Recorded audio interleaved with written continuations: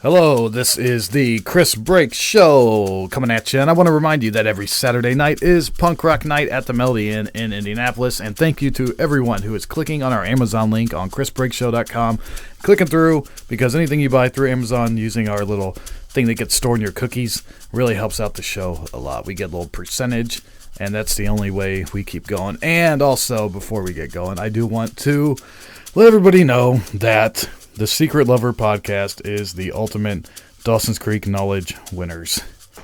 That's a fact. So you can check them out at Secret Lover Pod on Twitter or go to, well, I think that's it. That's the website. Secret Lover Pod. All right, John.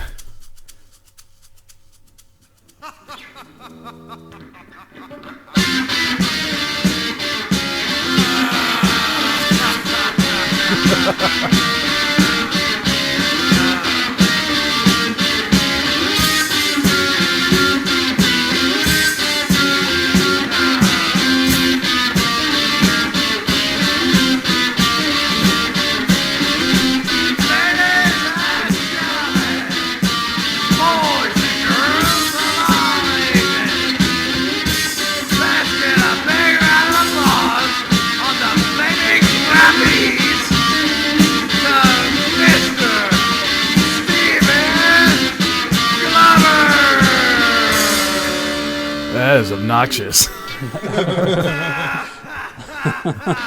right, John, why don't you explain what this song is? That's the Ballad of Stephen Glover by the Bone Fags.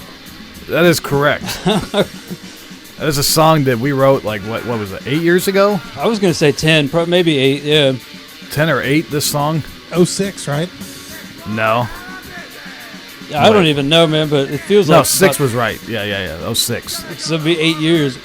It's about Steve-O. If you don't know, Stephen Glover is Steve-O from Jackass and everything. I'm Chris Break. I'm sitting here with my buddy John Rapp and my other buddy, Mr. Brian. How's it going? What's up, man?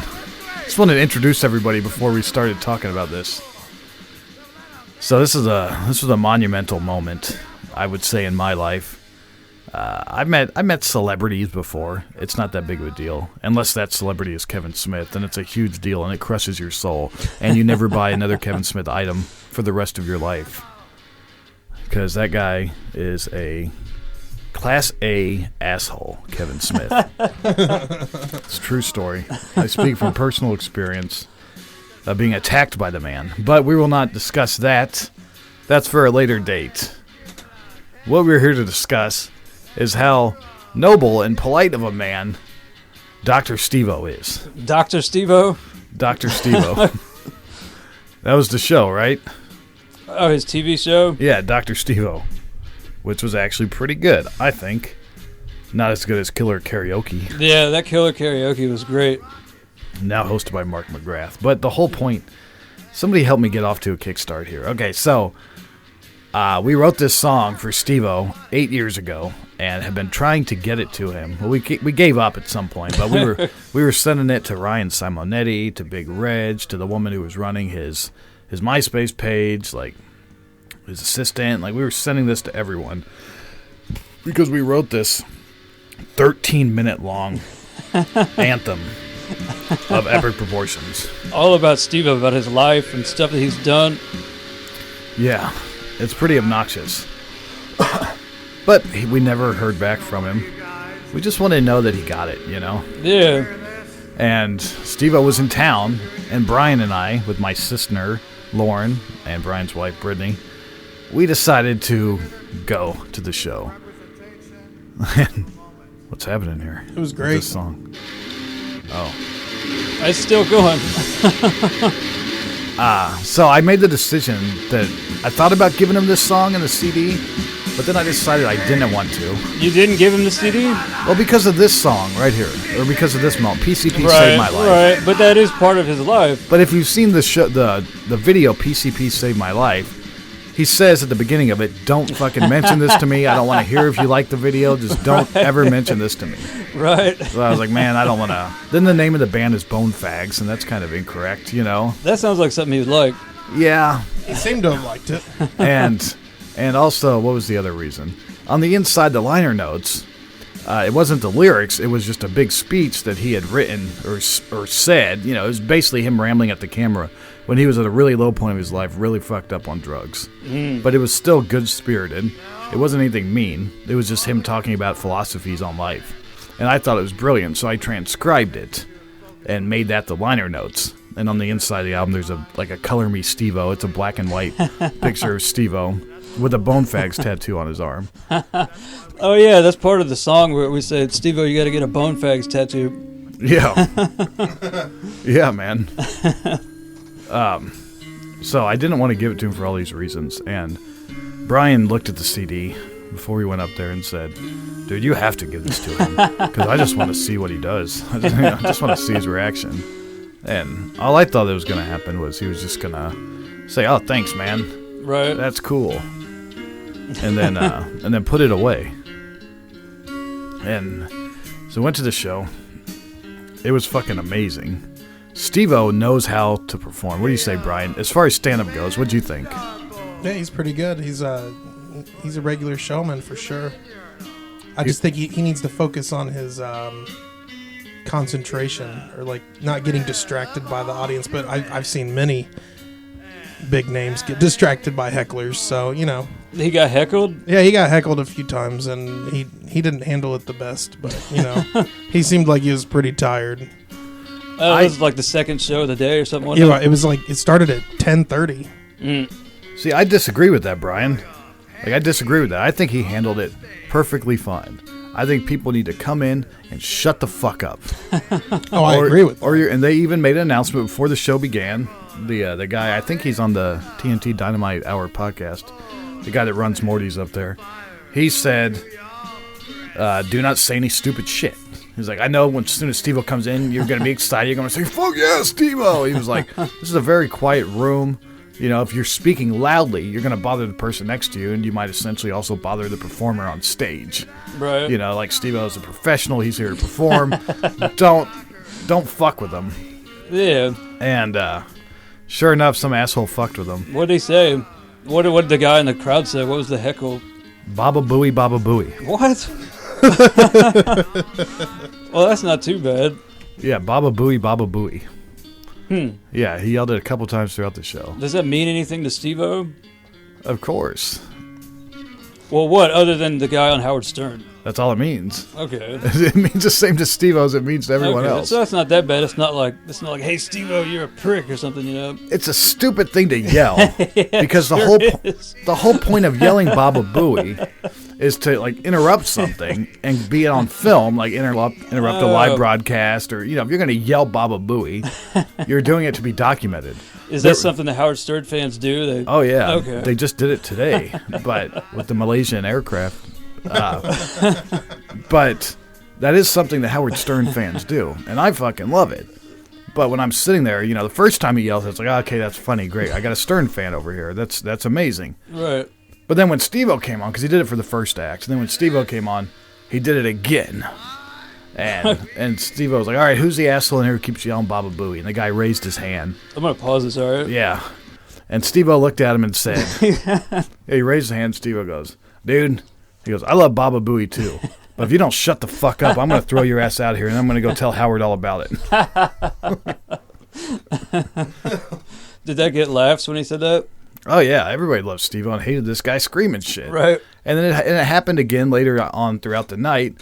There were these assholes who were drunk as shit sitting next to the stage, and they had a little too much to drink, and they were speaking way too loudly right next to the stage. And Steve-O looks at him and says, guys, like, what the fuck is so important right now? You know, basically, you came here to see me. Right.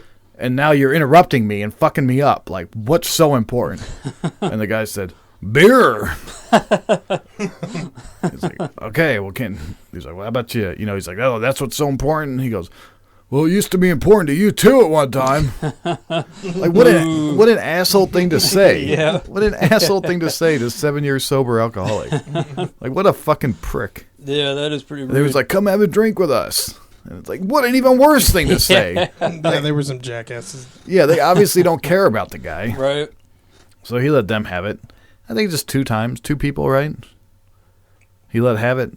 That's pretty good, man. I thought that was acceptable. You expect some kind of heckling, I guess. Well, he's a storyteller. Yeah, I was going to ask, what did he do on stage? I mean, he had jokes. Like, he's under the stand-up comedian thing. But essentially, he's just a storyteller like Henry Rollins. Because back in the day when you go see Steve-O, he'd perform crazy stuff on stage, do the butterfly with his testicles and stuff, like stapling things to himself. Well, Steve-O's, he's more of a storyteller on stage. He's a punk rocker is what he fucking is. And you're gonna you're seeing Rollins basically. Are you gonna heckle? Okay. Are you gonna heckle Rollins? What do you think's gonna happen? He's gonna punch you in the face. And and you said you thought that was rude. And you thought that Steve-O should figure out a better way to do that. And Brian, I think he has, because I heard an interview with him and what he used to do when he was drinking, and when people did that to him, he'd say, "Oh yeah, funny guys, why don't you come up on stage and share in this?" And he'd bring the guy up on stage, not kick him out. He'd bring him up on stage. Then he'd kick him in the nuts, and then he'd have security throw him out. So I think he's doing a little bit better now. I'd say so. No, I just wish he would. I didn't think he was rude. I just thought he should have made something funny out of it instead of being all mad about it, I guess. But whatever.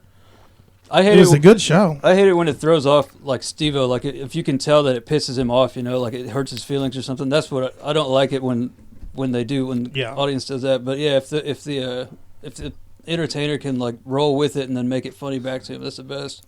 Right. Yeah, he wasn't doing that. But yes, John, okay, here's how the show went down. It was like an hour of storytelling.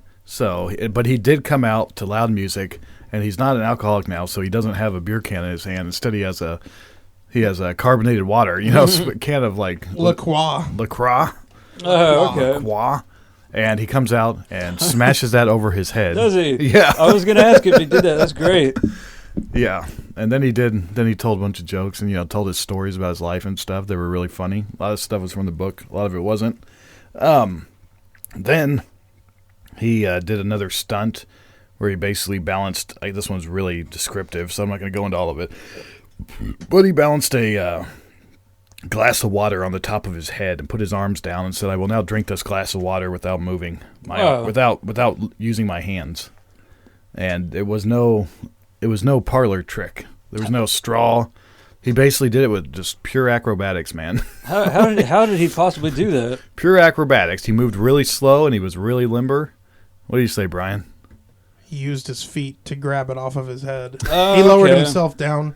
I've seen him do that before. Yeah. Set it on the table, then got off the table, picked it up with his mouth, and then drank it. Yeah, that's crazy. Pure acrobatics. I tried to do it to demonstrate to someone, and I couldn't even get my legs up like that. It was very, very hard. Yeah, he's pretty flexible. And then he closed the show with the double back. Double back? Yes. What's that? It's the one where he rocks his hips back and forth. He basically strips down to his underwear. Mm-hmm. His boxers rocks his hips back and forth to where his penis gets going real good. And then he catches it in his ass. Right. And then he took his boxers off, and then he did a 360, so we could all see his penis hanging out of the back of his ass. Now, I've heard people get arrested for stuff like that. It was excellent. It was in a private room, and there was a sign on the door that said, "Warning: This is an X-rated show." Oh, okay. So I think that would. I guess that would cover him. Yeah. I always wondered why sometimes you can get away with that, sometimes you can't. I don't know. Times maybe.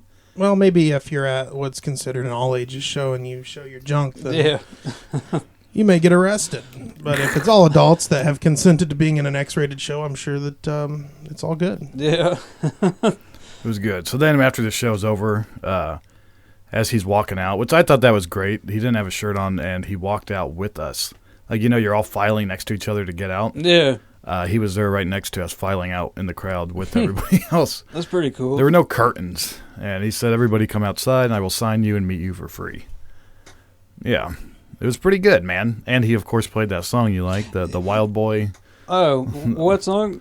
Call me a Wild Boy. Oh, like yeah. Yeah, MGK. Yeah, that song was playing as he was leaving, which is pretty good. Well, so what happened when you played the song for him? Because I saw a video that you shot of Steve-O listening to the Ballad of Stephen Glover for the first time. I was like, wow, he actually finally heard it. We met him and waited in line. My sister met him. He smelled her hair. She got an autograph. Then I stepped up, and I was nervous as shit. because I'm just terrified of having a bad experience with somebody that I really like. Yeah, you came off of that Kevin Smith thing. Yeah, so I kind of don't want to ever meet anybody that I really like. Right. Because my heart was broken, and I was just really fucking nervous, dude. And I gave him the CD. I was like, hey, man, we wrote this song for you. And he was genuinely interested. Like, as soon as I handed it to him, he said, what? And then, in typical Steve-O fashion, he pulled out a video camera. Yeah. And he started filming me. Mm-hmm. Yeah. It was really weird and uncomfortable. You know? I thought the funniest part about it is when he was like, let's play this thing. It was a CD, and nobody has a CD player anymore. So thank you to John Rapp. It was up on Spotify on the internet. Yes, I mentioned Spotify, and he pulled that fucker up, and he had a wireless Bose system. Nice. In there in line, and he fucking cranked it up and played the song. In its entirety. In its entirety. All 13 minutes of the song. It was pretty awesome. I wonder what he thought of that. Did he claimed to have liked it. Yeah, he tried to get me to sing some of it, but I was too embarrassed.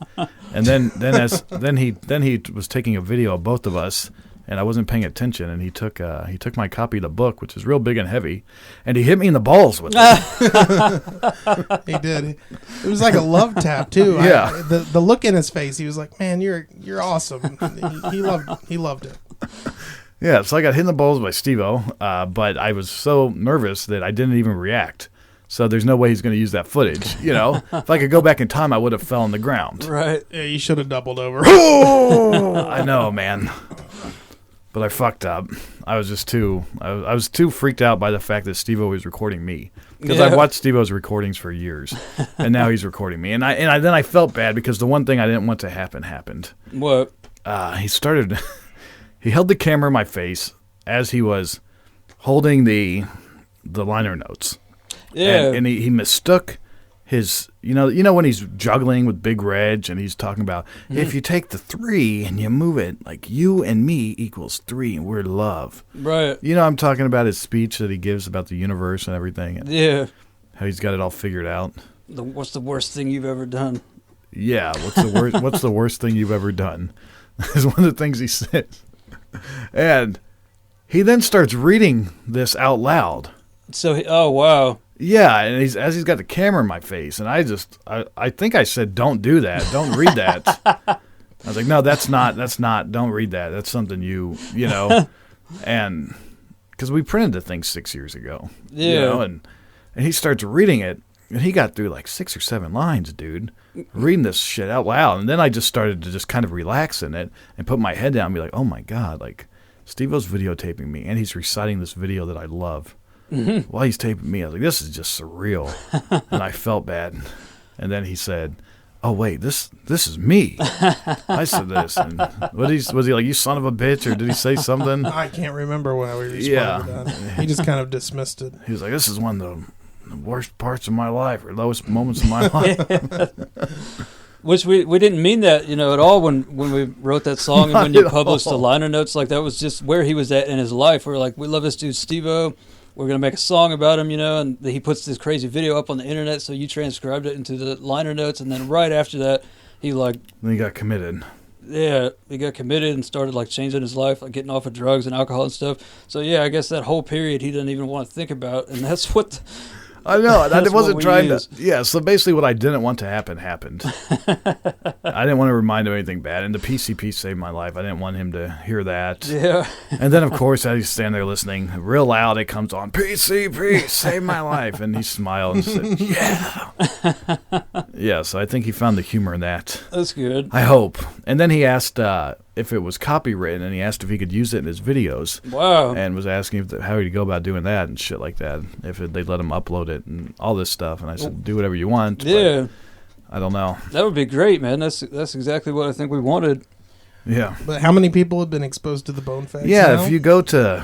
I think it was 10 or 11. Well, John, go to No. John, go to Google, YouTube, Steve-O's second channel.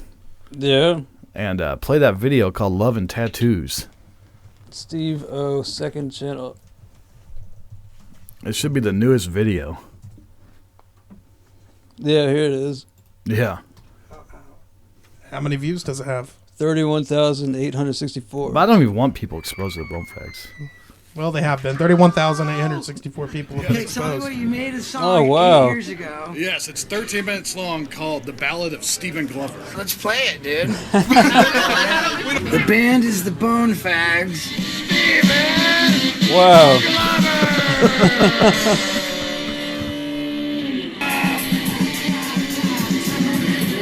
Nothing to lose here. Careful to fall in love. That's really cool. So he, That's it. The World Cup's over. Let's see this tattoo, dude. Yeah. So that's pretty much it. But that's pretty cool. yeah.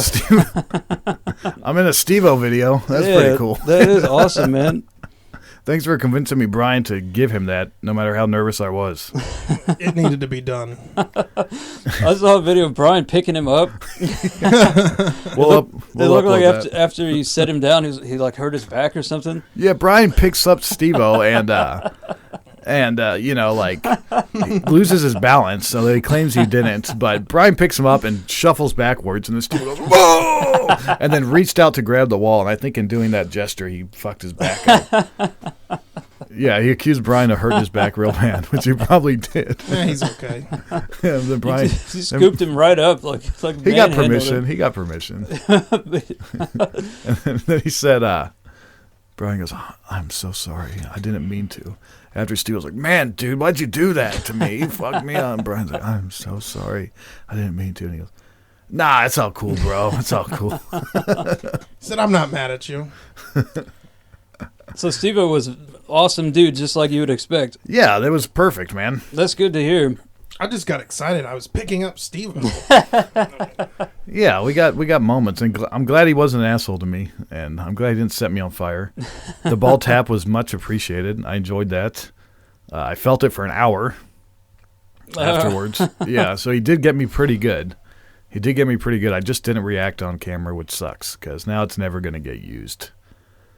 But, yeah, I think it's safe to say that Steve-O is a hero to me. You know, like being a young kid, he was a hero. There's like a wrestler that you look up to or something. Yeah, like Evil Knievel. Right. He caused me to do a bunch of stupid shit. Like what? I mean, all kinds of stuff.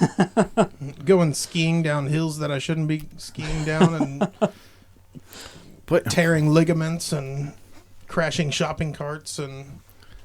Play the end of that song. When it gets pretty, that's what I like. Yeah. This is the part that I stopped it at. I like this part. This is your favorite part? Yeah.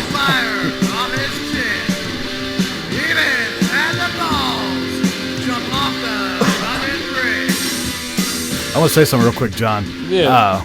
While, like, he got done listening to the entire song, and then it went to the first track of the album, like, you know, it went back to the beginning of the album. Right. And then we started walking away because it was over, you know? Yeah. And then as we were walking away, he fucking went back to it and played it again. That's great. You could hear people saying, is this song still playing? Really? Yeah. Thank you to Steve-O for... hopefully we made him feel as good as he's made us feel. You know what I mean? Yeah, that was the goal. It was like, dude, if Steve-O hears this, he's going to love it because it's like all the things he's ever done. Yeah. Like little... It's a tribute. The Ballad of Stephen Glover. We're talking about Ryan Simonetti. Like he goes deep. This is not the greatest stuntman in the world. It's just a tribute.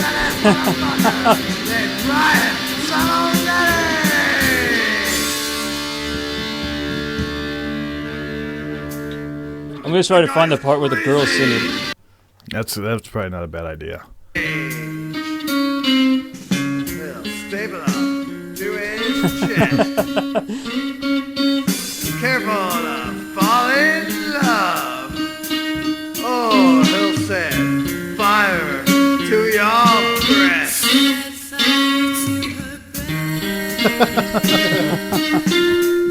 His system made it sound like we actually had a bass player too. It was pretty awesome. He went to the jungle. Conquered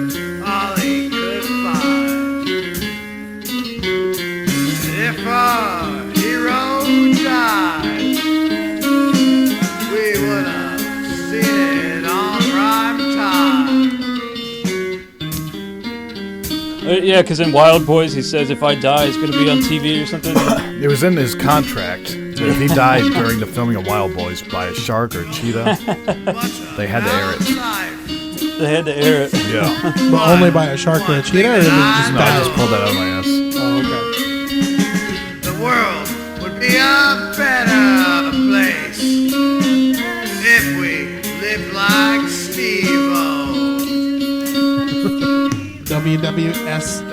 much about life, but one thing that I know,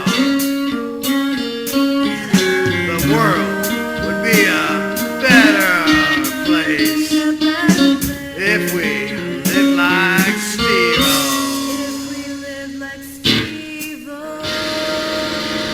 And this I like this part. Okay. is why we love you forever. He let Val Kilmer go fire off his chin. Even had the balls jump off the London Bridge. I heard him laugh when he heard that London Bridge line. he looked over and nodded his head. I'm just glad he finally got to hear this after fucking 8 years. I was hoping it would have cheered him up though when he was in the Looney Bin. Yeah. Yeah. Chronic and his caboose. Gave him all he had just to keep them badass shoes. That's like when he got locked up in jail and he really wanted to keep the awesome shoes, but he had to like surrender his ID and everything he fucking had in order to walk out there with the county shoes. Don't need no status. Grab a bottle of glue. Let old Uncle Steve-O fix it. He does it in the field style. Anytime he gets a cut, he uses super glue. Good idea. Is that legit? Yeah, they use it in surgery. Wow. And super glue was invented for that purpose. That's why it instantly bonds your skin together. That's what he said in the video. Instantly bond skin. That guy is crazy. I've always wished that guy's crazy line would have been just a second closer to the Ryan Simonetti line, because every time I say that guy's crazy, it sounds like I'm talking about Steve-O, which I'm not, which he is, but that's not who I'm talking about right there. I'm talking about fucking Ryan Simonetti. Yeah, this is where it kind of falls apart. Ryan Simonetti was on The Late Show. Yeah, with Steve-O?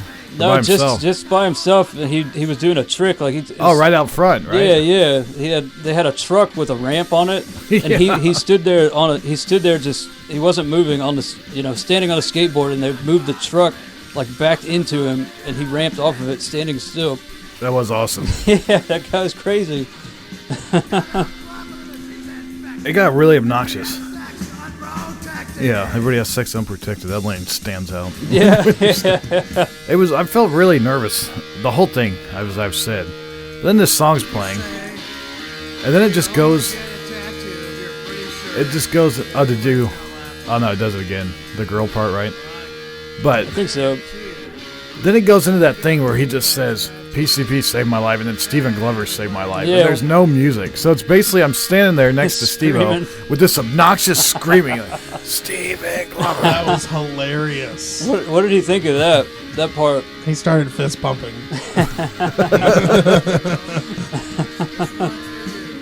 At that point, it kind of turns into like an Andy Kaufman situation where it's like just avant-garde, like just screaming the same thing over and over. Like that chorus or whatever you want to call it goes on way too long. Way too long. Is the same song still on? Yeah. Oh, is that what you said? People were saying that? Yeah. Probably around this point. I can't remember if I told him it's bad or not. I can't remember if I was like, it's really bad, but... I think you did. Yeah. He loved it, though. You're giving me a bad song.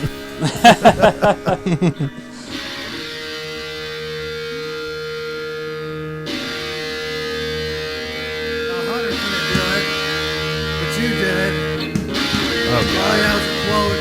Now you got a video. What was the quote? He took a quote from Hunter S. Thompson? Yeah, the PCP Save My Life video starts off with a quote, and it says, of all the drugs I've done, I will never do PCP again.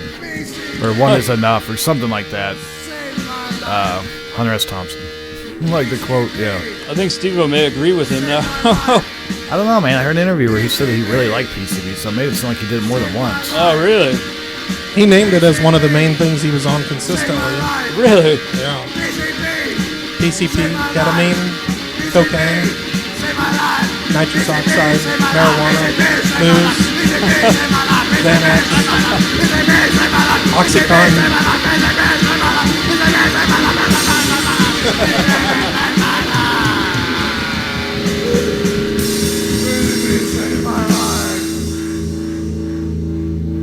Stephen Glover saved my life. Yeah, that was quite embarrassing. Stephen Glover saved my life. He's trying to sign autographs and stuff and just screaming. Saved my life. Hilarious. Stephen Glover. Someone's like, he saved his life, man.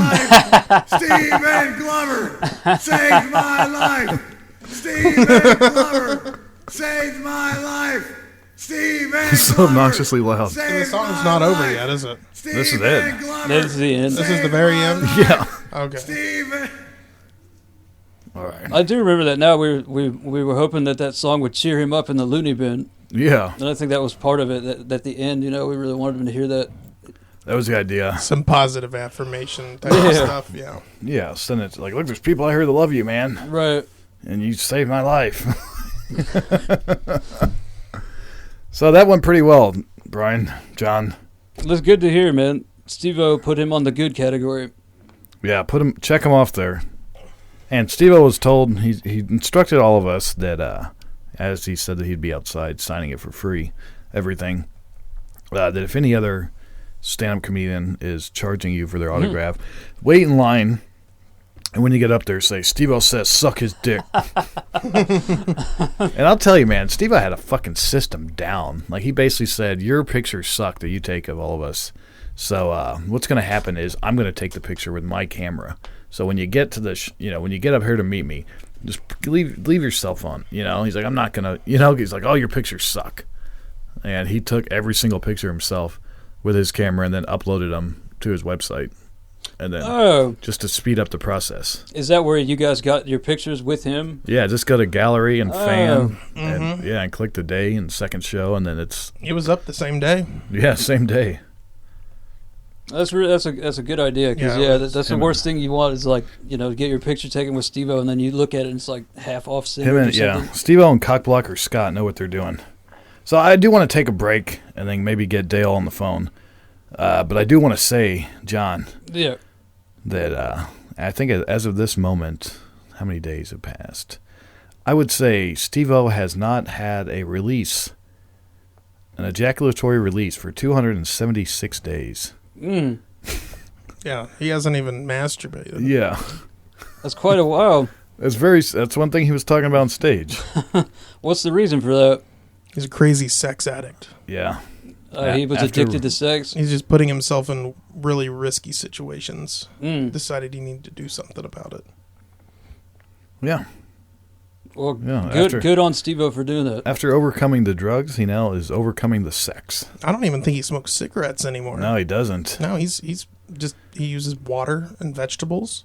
He's a vegan. Fruits. All right, we're going to take a break. We'll be right back.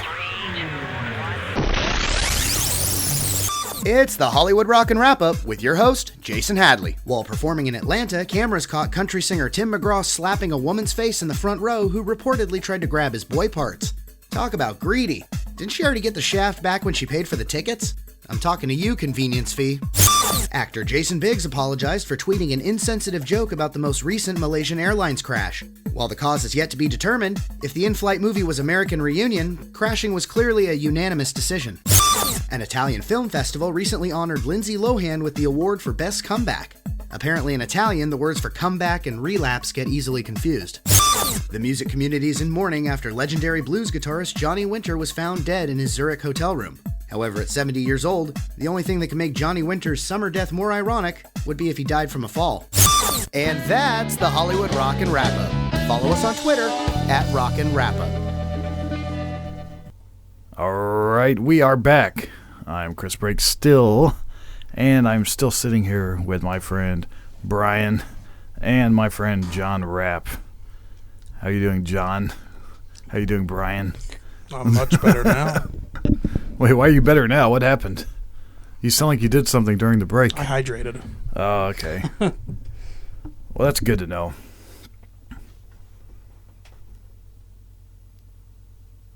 I'm a little bit freaked out.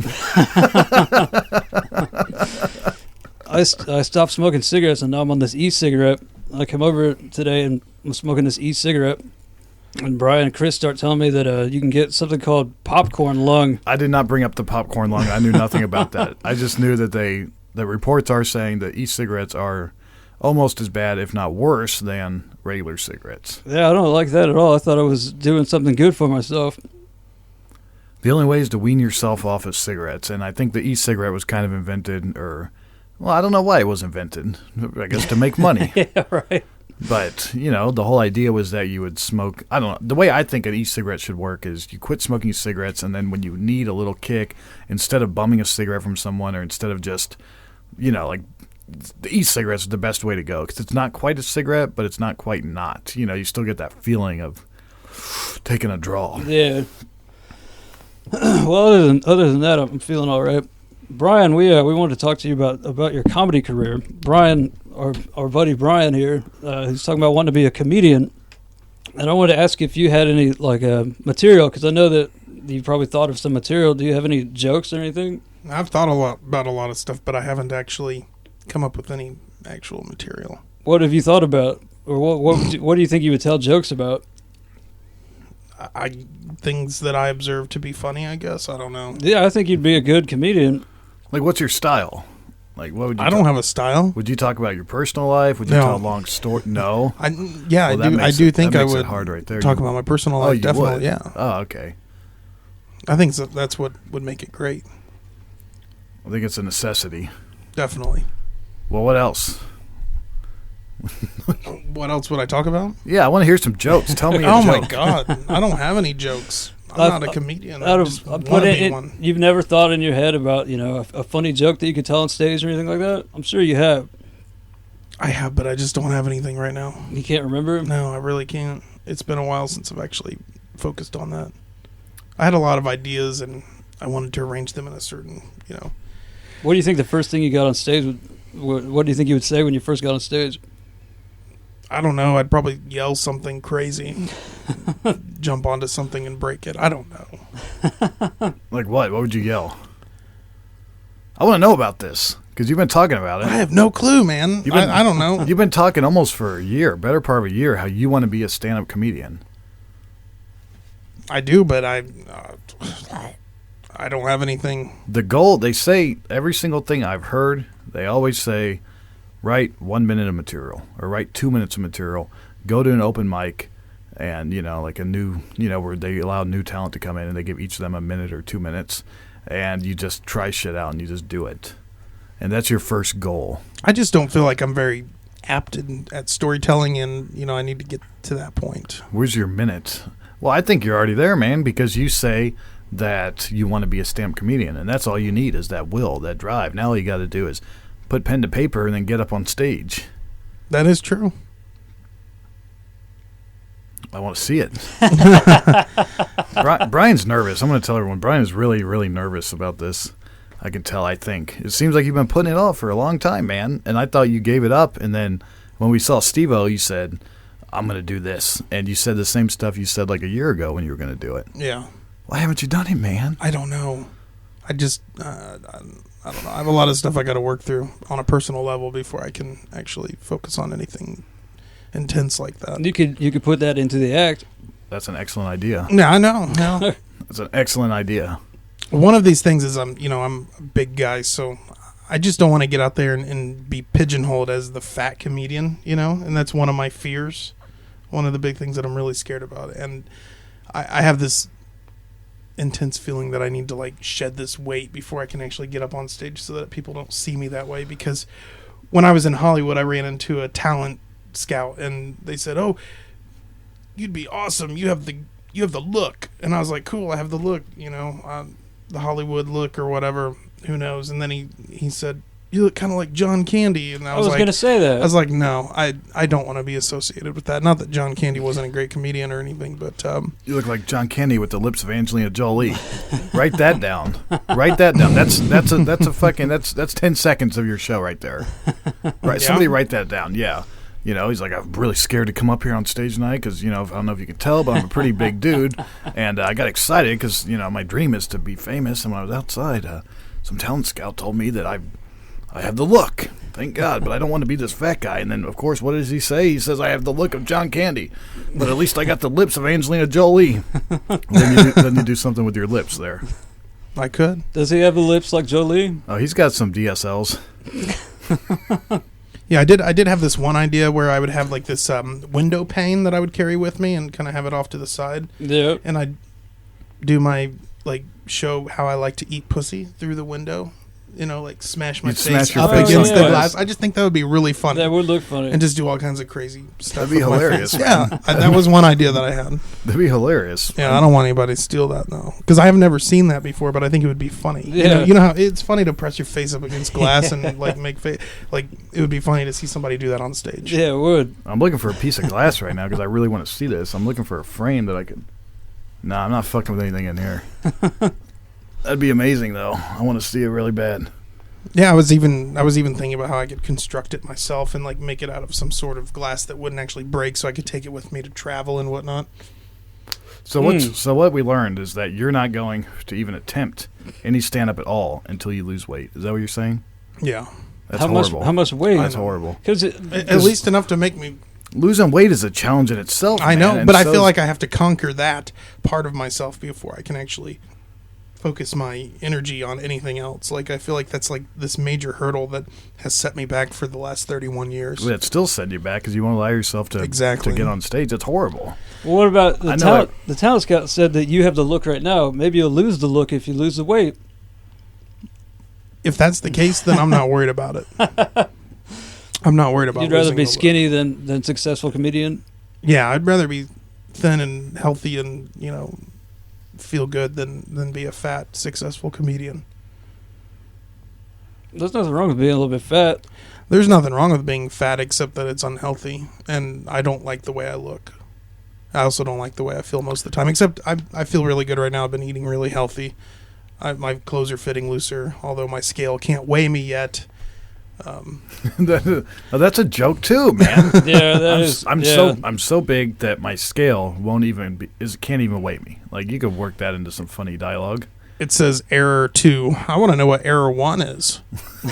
There you go. There you go. And then now you hypothesize about error 1 might be. I know. It's maybe my goal is to lose enough weight to be. How much do you weigh? Error 1. I weigh error 2, but I'm trying to get down to error 1. See, that's pretty funny. Yeah, you need to help write my jokes. I've told you. Pick a day out of the week. Come over. We'll talk about this shit. Yeah. I had some funny ideas with dogs. I think dogs are really funny, the way they interact with each other and with other people, and the way my dog specifically interacts with other dogs of different sizes. In California, they usually split the dog parks off into 2. One for little dogs, and then it's just usually a little area, and then one for big dogs. And my dog is about 30 pounds, so he can go with the big dogs or the little dogs, And it's just really funny because when he's in the big dog pen, other dogs chase him around and try to hump him and are drooling and licking at his genitals, and he's constantly being molested. And then he goes over to the little dog pen, and then he's the one trying to dominate and molest. So how does that relate to you? Do you go out and try and molest people when you're in a room full of skinny people? Do you try and molest them, and then what level? I at least try to sniff their asses. I'm trying to look at a way to relate that. I'm working things out here in my brain. I'm trying to organize a joke out of that for you. But I think that's about as far as it goes. You could talk about expressing the anal gland, too. That's a good story. Oh, yeah. I got that one on video. First time I ever did it. Now, you expressed your anal gland. My dog's anal glands. So what you're telling me is that you stick your finger in your dog's butt. No, you don't, dude. I saw you do this on the fucking street in San Francisco. It was the most disgusting thing I've ever seen. Yeah, we were just on a sidewalk, and he went up and expressed his dog's anal gland, and it sprayed fucking poo juice all over the sidewalk. How do you do that? What do you have to do that? Because my dog probably needs it done. Does he rub his ass on the ground? Yeah, sometimes he does. That means that the little glands that are on each side of the rectum are too full. So he's trying to relieve them, but he really can't. You just grab the tail to expose their butt, and then on the left and right side of the anus, there are two little almond-shaped glands, and when they're really full, you can feel them, and then when you push in, they'll actually spray out. It's on the inside of like the hole. Yeah, you have to actually put your finger in the butthole. You can do it that way. You can put your finger in the butthole, and you can squeeze each gland individually, like from the your index finger is on the inside of the anus. You can do, and then your thumb is on the outside, and then you squeeze it like almost like squeezing a grape and just smushing all the juices out. But you can do it without sticking your finger in too. Yeah, you can just put your fingers on the outside and squeeze in and up, and kind of squeeze them out like a tube of toothpaste. It looked like a zit when I saw it. I saw a solid stream of poo juice spray out like a zit. That's really gross. I can't believe they let you do that out in public. Well, I don't think anybody had any say over it. I think we were on our own. I was dating a girl once, and she had a bad burn. It might have been a cigarette burn on her arm, and it was like the biggest like burned pussy thing you've ever seen. Yeah. You know what I mean? Ooh. Like really gross. And I was fucking with her and like acting like I was like tapping it, like punching it, acting like I was, just fucking with her. Yeah. And I actually did it, man. I hit it with my knuckle, and it fucking sprayed out. I'm talking. It probably would have sprayed a good 3 feet if my wide open mouth wasn't right there when I did it, and I sprayed all this ooze juice right into my fucking mouth. No, you did not. I swear to the Lord. That's disgusting. That was a true story. I felt like I was the asshole there because not only am I busting her bubble, but I'm also taking one in the mouth. That's disgusting. It was. What did it taste like? Like salt, just like juice. Like I don't know, like salty, like spit or something. Yeah. No matter what it tasted like, it'd be gross. Yeah, it was. I don't remember if I threw up or not. We call that Sarah's fluid, sir. Sarah's fluid? Yes. We need to get Sarah back in there and taste her fluid. Sarah's fluid. Why do you call it that? That's just the name for that clear fluid. Sarah's fluid. And then there's serosanguinous fluid, which has a little bit of blood in it. Oh. That might have been what it was. I don't know. Like when you see just clear fluid coming out of a wound, that's serous. And if it's clear with a little blood, then it's serosanguinous. Serous. Serous, S-E-R-O-U-S. That's disgusting, man. Yeah. I'm glad to know what exactly it was that went into my mouth. And I'm talking, it was a perfect shot, dude. Like, perfect shot. Now, was it like a stream, like a super soaker, or it was like a shotgun blast? It was like a super soaker. It was a stream. It was a solid stream. Like, it didn't go anywhere other than in my mouth. That's real bad. It was pretty bad. All right, should we call Dale? Let's see what Dale is up to. All right.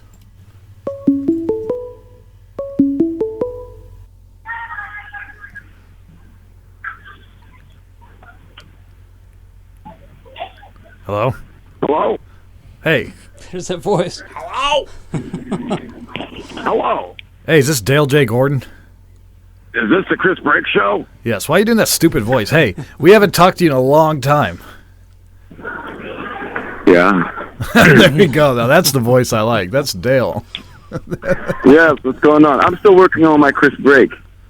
Oh, I can't wait to hear it. Actually, I hate that shit. Yeah, that was a leaning towards it. It's not perfected yet. I knew a guy. guy. You got to get in line, man. You got to get in line. There's a line.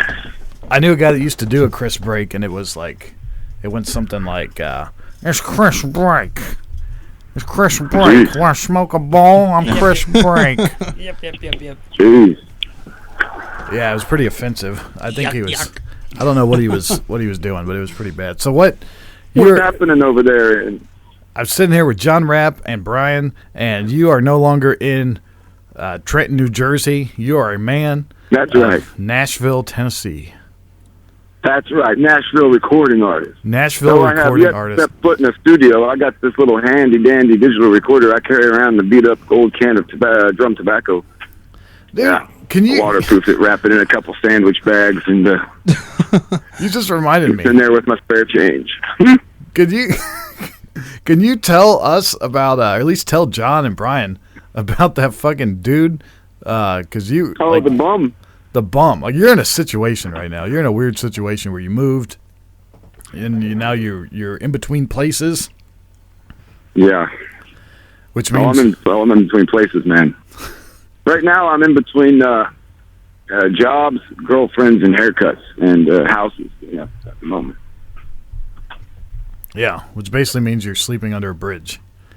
Ooh. That's long and short of it.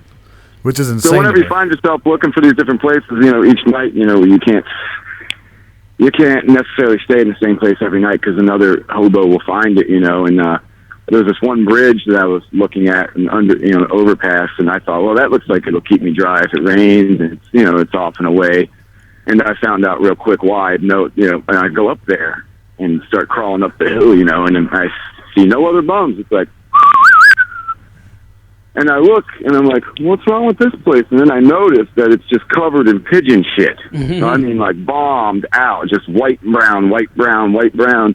And right about the time I noticed that, a bunch of pigeons go, they fly out of the ceiling of the goddamn thing, and pooped everywhere. And so I couldn't sleep there that night, so I kept moving, and I had a one tall can of Yingling beer, and I was wanting to sit down and have that before bedtime. And so I scooted on down the street or whatever, and I found this big long alley, and it was dark and all, and it had been raining all day, so it was dripping like, it was right out of a comic book, seeing how Batman, somebody gets jumped.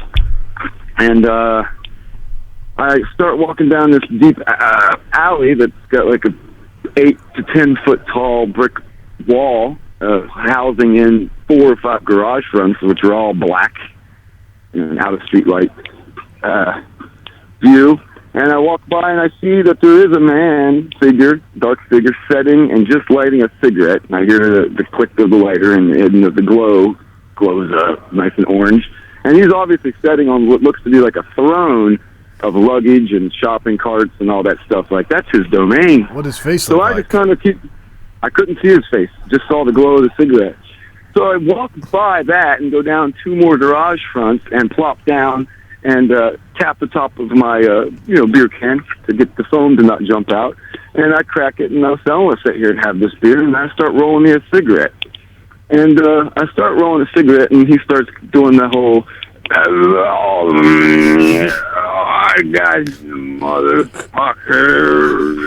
I was like, okay, here's another homeless guy that talks to himself. That's cool. Oh, my God. And that's terrifying. having not gotten to hang out with ladies down here and seeing all these girls in mini skirts and cowgirl boots by the droves just plowing by, a man can get frustrated and whatnot. And being homeless, I have not much allure to them. You want to come sleep on the slab with me, baby. So the next thing he has to say, I related to, because he goes, well, look at the ass on that one. And I think, oh, he's like replaying all the pretty girls walking by, and he's like, oh, I can't have some. And then he goes, look at that pretty nice ass on that one. Who knows? Maybe later I'll fuck it. And then I realize that he's directing all this at me, out loud. And then he proceeds to say, yeah, that's right. I'll give you 10 minutes, and then you better get the fuck out of my house.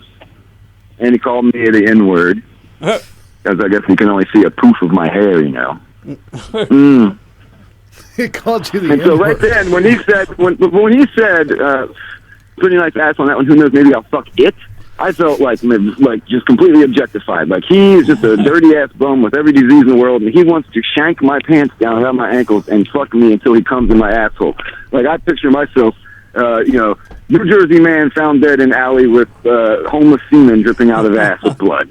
And now I'm thinking, this is not what I had in mind. So I stopped rolling my cigarette right then and there, and I put the stuff away, and I get up and carried my beer, carefully right past him, and then he just kept on going with this, like, goddamn, like, slowed down lawnmower sounding voice. I've never heard anything like it. It was big and bellowy. I have a recording of it. I'll be happy to send it to you sometime soon. And what was the next thing he said? Okay. Since I'm replaying it, I guess I could use the racial slur. But he said, I can't believe there's a nigger in my house. How did a nigger get in my house? I'm thinking, oh, God, this guy, he thinks I'm half black or something. This is Tennessee. He's going to, maybe a whole pack of them are going to jump out and get me. So I walk by him, and then he starts going off about something called a banana coffee. Now, only thing I can picture this is like a really old racist term, like that you would only hear inside of a prison cell in Tennessee, Kentucky, or Alabama, in probably 1941 or 2. It's probably outdated, no longer used, but it has some connotation and connection to the black race being monkey-like and whatnot. And he said, he had a banana coffee. I never had a banana coffee. And then he started screaming how much he wanted a banana coffee, but it was all like in jest, and he was being sarcastic. Like he was just like, I never had a banana coffee. So your ass was his banana coffee that he wanted to taste? Maybe, man. Who knows? But I get it right out of there, and not to mention that was right about the time that I gotten a case of what they call the chiggers. These are like packs of these little bugs that you can't see that bite the living shit out of your legs and go all the way up into your crevices of your butt and leave giant blisters. And then the blisters get infected because you're walking around in 100-degree humid heat. And then you got to go to the hospital, get 2 different types of antibiotics, and refrain from drink for the rest of the time, even though you're on the street. And getting drunk is part of being homeless. But I've actually refrained quite well from any of that, having 1 or 2 little beers a night, not even nightly. Because I don't want to be susceptible to something like that, you know what I mean? Imagine if I was like putting away bottles of whiskey and then that guy found me laying out in the open. How that might end. At least he confirmed the quality of your ass. Yeah, I gotta think that's the best compliment I've gotten since I've been down here, and the most attention, I must say also. But that's just a little anecdote now. You've caught me in the middle of the second job because it's a hustle-bustle, and I got to make loot to get to stay afloat, And so money has become oxygen in the United States of America. Good luck without it. So I'm going to do this for a while, burn both ends of the candle, run on 2.5, 3, 4 top hours of sleep, and continue to just keep moving. Because I've found that if I do have a large chunk of sleep, and I'm at one job or the other and doing this and that, I stop every once in a while and actually think about what the fuck I'm doing. And I can't afford to do that. But if I just go on 2 or 3 hours of sleep, I just wake up, go, do it, go, do it. Well, the crazy thing is you may be homeless, but it's not like you're working. Like you had a job transfer. You had a job when you left. You had a job waiting for you when you moved there. That's right. You now have a second job. You got money saved up. You fucking right. You're eating. You only drink maybe a beer or 2 a night. You're not doing drugs. Like That's right. You're not fucking shit up. You just haven't found a place yet, and you have no problem sleeping under a bridge and bathing in the fucking fountain. That's crazy. That's right. I mean, I check myself into the hostel once or twice a week to get the shower and a bed, and not have to carry everything everywhere because, it's a lot of weight, guitars and books and bags and coffee cans with digital recorders inside of them. You're a true adventurer. Oh, boy. And we salute you for that. Yeah. Right now, it's a pretty funny situation because I had these boots that just, they gave me trouble with my feet real bad because I cover so many miles, and they're just killing me. So this guy at this workplace, and the other ones, my real people boots, my real life boots instead of work boots, shoes for cruise. I can't wear those to here because they slip me all over the place. Slip. So this guy's like, I got a pair of shoes for cruise that's too big for me, and I'm like 10.5 or 11 a pair of shoes to wear, U.S. size, and I'll be damned, this guy didn't give me a pair of 13s. And so these damn things is the biggest pair of shoes I ever saw in my life. And the clown shoes. And then in the style of Michael Jackson shoes without the white. And I'm having trouble walking around these, but they ain't hurting my feet so bad. But boy, if they're in just big ass clown shoes. Yeah. I hope they're not composite or steel toe. Those are the worst Hey, when they're too ain't big. nothing wrong with being humble beyond recognition. You know what I mean? Ooh, boy. I'm too Well, afraid it's time of to mice. shove off, boys, and I got to get back in there and clean up the mess. Where are you working at now? At this place called the Listening Room. It's one of the top music venues down here. They have like all these up and coming stars and whatnot coming in here, and the guy that wrote the goddamn Rocky theme song played in here or something. I missed it. I was working cooking stuff for him. I do that, and then I close down here, get done around about 11 or midnight, walk up to my spot, maybe have me a tall can of Coors Original beer, and sleep on my concrete slab from about 1 until about 5, wake up at 5, catch the bus at 6, work at the Whole Foods Market from 7 till 3, and get back into town about 4:30, clock in back over here at 5, work it again, do that for a couple more days before I got me an evening off. Got me a library card today. Yep. You know what I ain't got? You know what I ain't got? What? Any time to use it. Yeah. All right, man. Well, let's get back to Well, work. boys, having a nice time. It was good talking to you, and It's been a while. I'm gonna take my big goofy ass shoes back in this building and get mopping. And I'll be back at you with some better tales. But yeah, if you ever run into that guy in the dark alley, run, Run. Can't do it. bye. How did he do that? There we go. I got it. I'm kind of getting it. Sorry, I'm trying to. I'm trying to hit that Tuvan throat. Can you do that? Dale's pretty good at it, man. I gotta tell you. He is really good at that. You gotta hit it like. Yeah.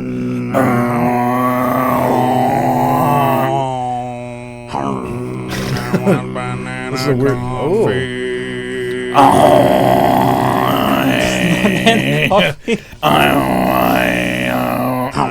I got it for a second.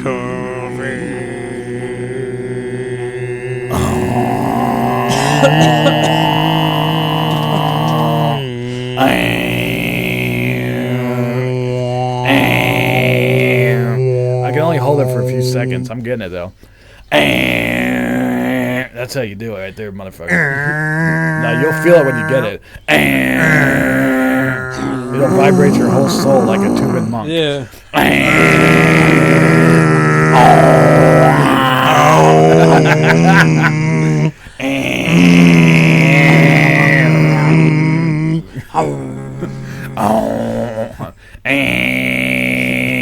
So hear that? You feel that in your whole soul. And we're getting